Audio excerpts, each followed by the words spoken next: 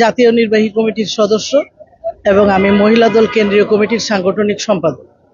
আমি মনোনয়ন পাওয়ার আশায় আজকে এখান থেকে ফর্ম কিনতে আসছি আমাদের পার্টি অফিসে।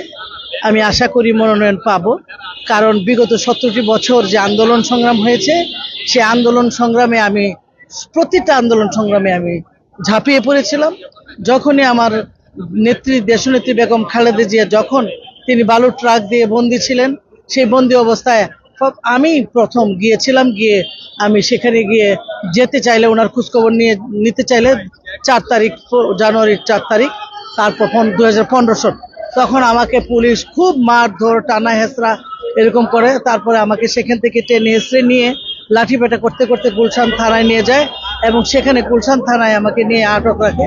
খুব একটা নোংরা পরিবেশ, যেখানে নারী পুরুষরা এক সাইডে, নারীরা এক সাইডে। এই আমি গ্রেপ্তার হয়ে সেখানে ছিলাম। তারপর আবার দেশনেত্রী অফিসের কার্যালয়ের বিদ্যুৎ সংযোগ বিচ্ছিন্ন করে দেয়, তখনও আমি মোমবাতি, হ্যারিকেন এবং খাদ্য সামগ্রী নিয়ে ভিতরে চলে যাই এবং ম্যাডামের হাতে পৌঁছে দিই। আমার দেশনেত্রী বেগম খালেদা জিয়া আমার মাথায় হাত বুলিয়ে দেন এবং তিনি আমাকে বলেন, তুমি অনেক সাহসী। কারণ এরকম একটা পর্যায়ে যেখানে একজন দেশনেত্রী বেগম খালেদা জিয়াকে যেখানে তাকে তাকে আটক করা হয়েছে, সেখানে আমার মতো একজন তুচ্ছ মানুষ সেখানে আমি চলে গেছি এত ভয়ভীতিকে উপেক্ষা করে। তিনি আমাকে মাথায় হাত বুলিয়ে দেন এবং বলেন যে আন্দোলন সংগ্রাম যখন যেটা ডাকা হবে সবগুলিকে সাকসেসফুল করবে। আমি বের হয়ে আসতেই আমাকে আবার গ্রেপ্তার করে পুনরায় আমাকে নির্যাতন করে আবার গুলশান থানায় আটক করে। সেটা হলো আপনার 2015 সালের জানুয়ারির 31 জানুয়ারিতে আবার বিদ্যুৎ সংযোগ বিচ্ছিন্ন করে দেয়।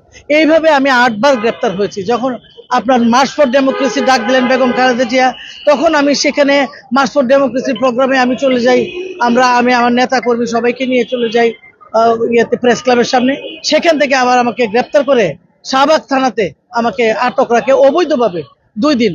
কাউকে 2 দিন আটক রাখে এটা আইনে কিন্তু নাই। তারপরে আমাকে সেই 2 দিন অবৈধভাবে আটক রাখে সেই শাহবাগ থানায়।